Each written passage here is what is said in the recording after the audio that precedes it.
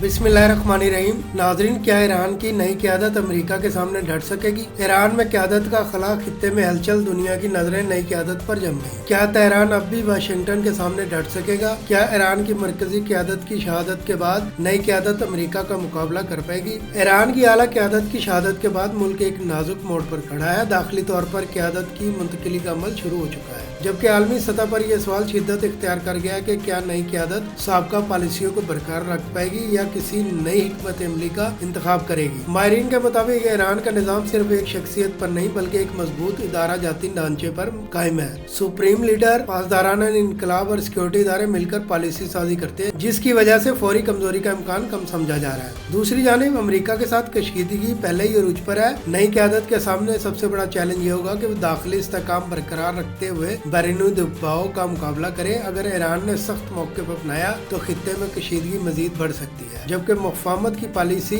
अपनाने से वक्ती सुकून आ सकता है। ईरानी वज़ीर ख़ारजा अब्बास अराग़ची का कहना है कि अली लारेजानी की शहादत से निज़ाम मुतासर नहीं होगा। ईरान का निज़ाम मजबूत है, शख्सियत के जाने से कमज़ोर नहीं होता। निज़ाम में हर शख्स की अपनी हैसियत के मुताबिक किरदार अदा करता है। अमेरिका और इसराइल क्यों नहीं समझते कि इससे ईरान कमज़ोर नहीं होगा? आलमी तज्ज़ियाकारों का कहना है कि ईरान की अस्करी और स्ट्रेटेजिक सलाहियतें बदस्तूर मौजूद है, ताहम क़यादत का तजर्बा और फैसला साजी का अंदाज आने वाले दिनों में अहम किरदार अदा करेगा। ईरान की नई क़यादत के लिए एक कड़ा इम्तिहान है। सवाल यही है कि तेहरान अपनी पुरानी ताकत बरकरार रख पाएगा या खित्ते में ताकत का तवाज़ुन बदलने वाला है।